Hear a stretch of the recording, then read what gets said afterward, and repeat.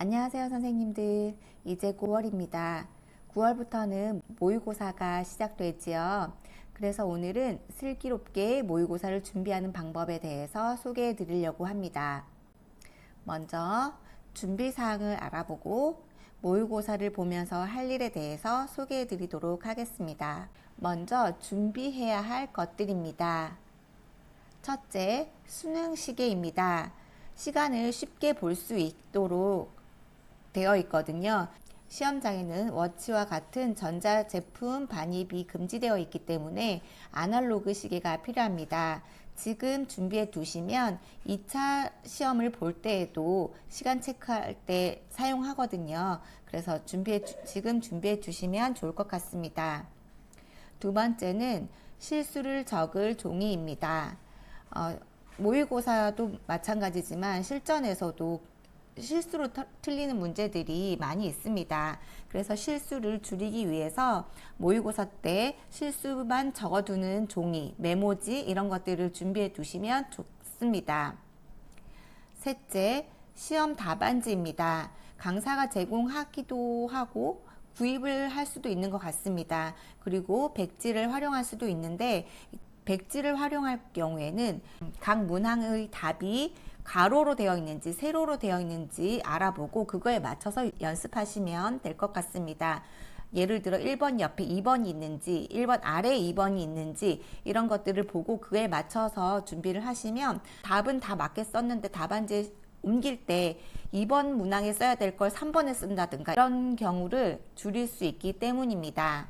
네, 기타로 술술 잘 써지는 볼펜을 준비하시면 되겠습니다. 시험날 가면 굉장히 긴장된 상태에다가 심리적 압박감이 있기 때문에 손이 많이 떨려요. 그리고 시간까지 촉박하다 그러면 손이 진짜 많이 떨리거든요.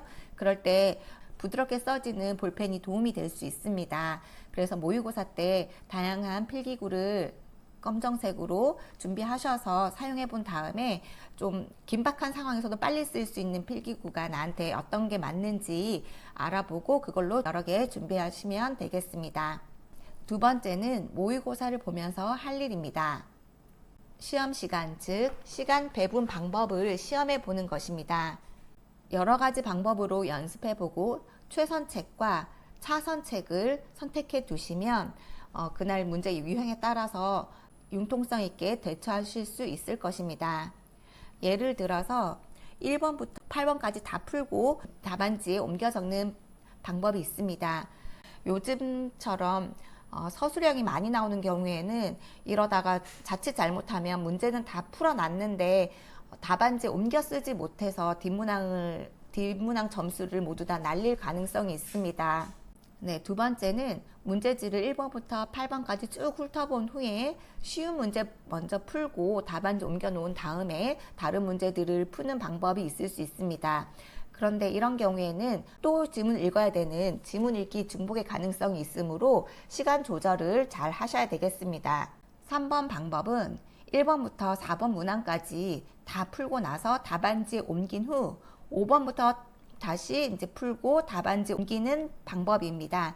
마지막으로 답안지에 곧바로 푸는 방법도 있습니다. 최근 시험 경향이 서술형이 많아지면서 시간이 부족해서 이렇게 푸는 분들이 많이 생기신 것 같아요. 그런데 나중에 만약에 답안을 수정해야 될 일이 생기면 조금 난감할 수 있겠습니다. 이런 부분 미리 알고 계시면 이제 이렇게 1번 방법으로 풀든 2번 방법으로 풀든 이렇게 풀면서 내가 이걸 조심해야 되겠구나, 뭐 뒷문제를 날릴 수 있으니 시간을 미리 조정해야겠구나 하는 걸 미리 알고 계시면 되겠습니다.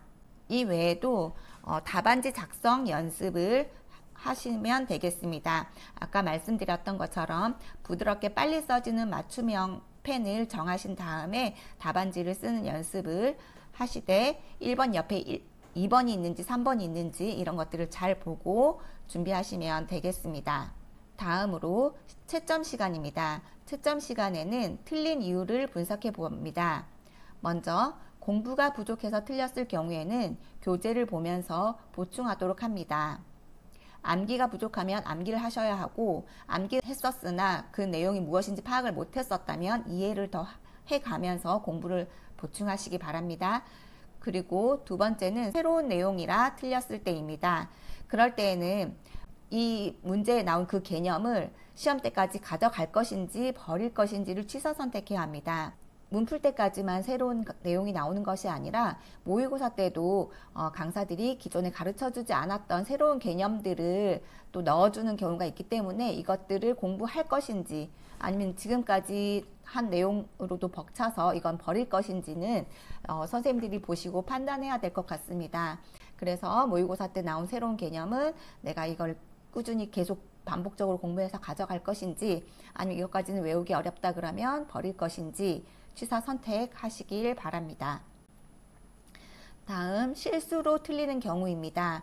실수일 경우에는 실수의 원인을 따로 적어서 정리해 봅니다. 그러면 실수하는 원인이 많이 적히지만 그게 두 번, 세 번 반복되다 보면 항상 비슷한 유형을 실수를 하고 있다는 것을 알게 되거든요. 네 번째는 알파로 제가 조언 드리고 싶은 건데 모르는 것이 나왔을 때에는 교재만 생각하지 말고 내 상식까지 모두 끌어와서 답을 써 보시기 바랍니다. 내용 문제로 새로운 것이 나왔는데 교재에서 본 기억이 안 나면 그냥 상식적으로 생각해도 쓸 수 있는 것들이 있을 수 있거든요. 예를 들어서 21학년도에 아마 스타카토가 시험에 나왔던 것 같아요. 어떤 선생님이 강의 시간에 강사가 스타카토를 설명해 주지 않았었는데 선생님 어떻게 맞췄냐고 질문을 하셨었는데 저는 그때 스타카토는 학창시절에 우리가 음악 시간에 배우는 거잖아요. 그래서 그때 기억으로 썼거든요. 그래서 그렇게 썼다라고 답변을 드렸을 때 그 선생님은 피아노를 많이 오랫동안 배워서 알고 있는 내용인데도 불구하고 강의 시간에 배우지 않았기 때문에 당황해서 못 썼다고 하시더라고요. 그래서 충분히 상황적으로는 이해가 되지만 너무 아깝잖아요. 알고 있는 걸 틀리니까 강의 시간에 다루지 않았던 내용이라도 내 상식까지 끌어와서 뭐라도 답을 쓰시기를 조언해 드리고 싶습니다. 정리해 보자면 제가 드리는 조언은 다음과 같습니다. 첫 번째, 시간 관리가 제일 중요합니다. 다 풀어놓고도 답안지에 못 옮기는 경우가 생각보다 많거든요. 그래서 시험 보는 중간중간 시간을 체크하는 습관을 가지는 것이 필요합니다.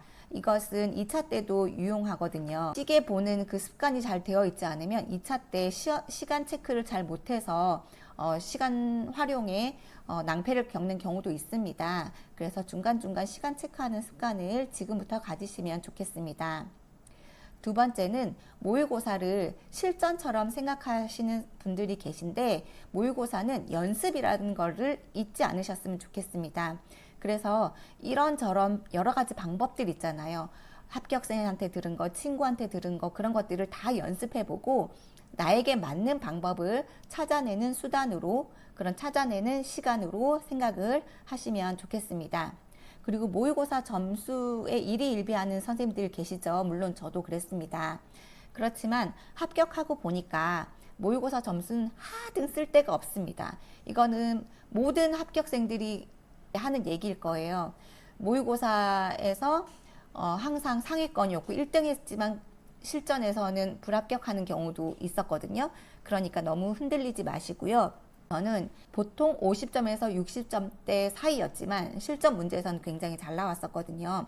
그러니까 모의고사 점수는 너무 연연해 하지 않으시는 게 좋겠습니다.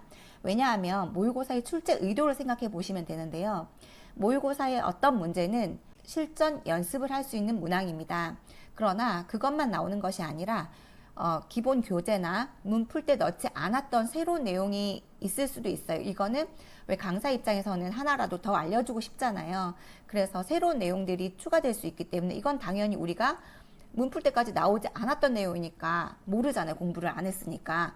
그래서 틀릴 수밖에 없는 내용이에요. 그래서 아까도 말씀드린 것처럼 이렇게 새로운 내용이 나오면 이거를 모의고사에 나왔으니까 꼭 다 외워야지 이렇게 하기보다도 왜냐하면 내가 지금 가진 걸 더 공고히 해야 되는 시간이니까요. 그래서 새로운 내용이 나오면 내가 이걸 가져갈 수 있을지 아니면 이건 너무 버거운지 선택하시고 또 문항에 따라서 이건 좀 가능성도 있겠는데 싶은 것들을 좀 생각해 보셔서 가져갈 거면 가져가고 그렇지 않으면 그냥 과감히 버리시면 될 것 같습니다. 저는 이렇게 했어요. 먼저 1번부터 4번 문항까지 문제지에 푼 후에 답안지를 옮겼습니다. 모르는 내용이 있으면 별표하고 빨리 다음 문제로 넘어갔습니다. 다 푼 후에 우선 지금까지 풀어놓았던 것들을 답안지에 옮기고 별표 부분을 다시 와서 풀었습니다.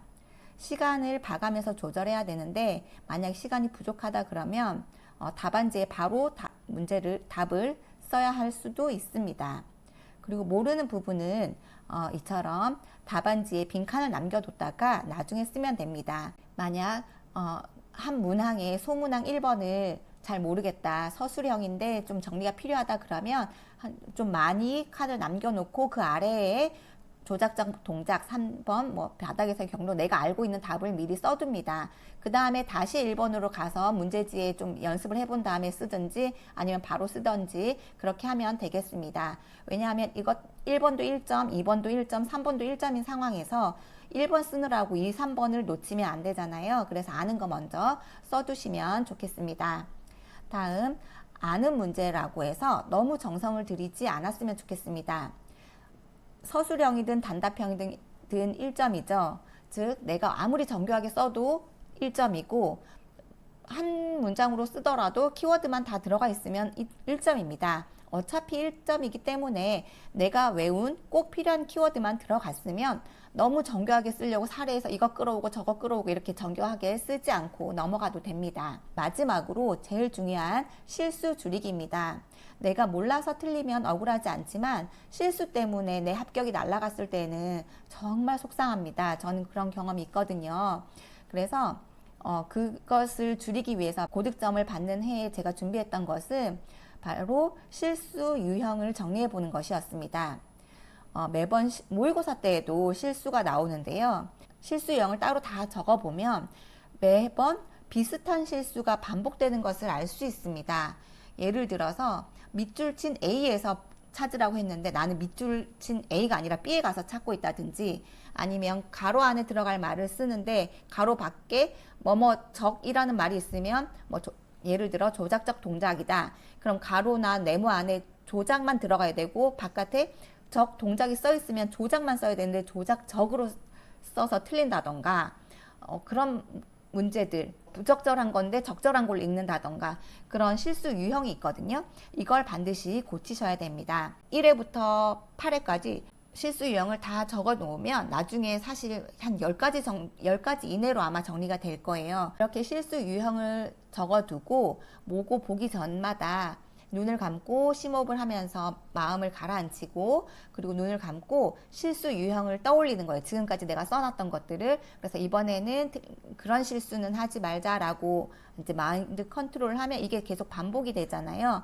그러면 이제 실수 유형을 이렇게 내가 알고 이미 막 자각을 하고 있기 때문에 시험 때 실수를 엄청 많이 줄일 수 있거든요. 그래서 시험 날에도 모고 때처럼 이제 막 안내 방송이 나오고 할 때 눈을 감고 심호흡을 하면서 이제 숨을 고르고 마음을 차분하게 가라앉힌 다음에 내가 했던 실수가 뭐였지? 적이 들어가는지 안 들어가는지 잘 보자. 밑줄 부분이 어딘지 잘 보자. 그림을 안 봐서 틀린 문제가 있었다면 그림까지 잘 보자. 이런 내용들을 한 번 더 떠올리시고 시험을 보시기 바랍니다. 모의고사 때는 마치 실전인 것처럼 시간을 맞춰놓고 공부하시고 공부뿐만 아니라 시험 요령이 있어야지 더 잘 볼 수 있잖아요. 그래서 시험을 효율적으로 잘 보는 요령을 익히고 연습해서 모의고사 때는 점수가 낮아도 되니까 실제 시험만 잘 보도록 노력합시다.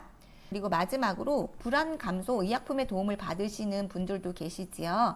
그럴 때에는 모고 때 미리 먹어보고 부작용 등을 체크하시는 것이 필요합니다. 시험날 처음 먹었다가는 낭패를 볼 수도 있거든요. 저 같은 경우에는 안정액을 먹어보았었는데요. 먹고 나서 얼마 안 있으니까 좀 심장이 두근거리고 그렇더라고요.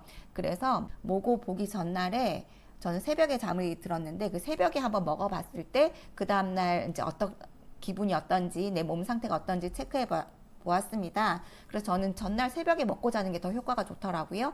그래서 시험 날에도 시험 보러 가기 전날에 밤에 안정액을 마시고 시험장에 갔었습니다. 결과적으로는 제가 에서 실수는 하나도 하지 않았기 때문에 조금 효과가 있었던 것 같기도 한데 이것은 정확하지는 않습니다. 그래서 만약에 이렇게 약을 드실 분이 계시다면 미리 체크해 보시기를 바랍니다. 이것은 2차 때도 마찬가지입니다. 미리 먹어보고 내 몸이 어떻게 달라진지를 파악한 후에 그날 적용해 보시면 되겠습니다. 네, 아직 시간 많이 남아 있습니다. 계속 마음이 붕붕 뜰 텐데 마음 가라앉히면서 끝까지 최선을 다해서 준비하시기를 응원합니다.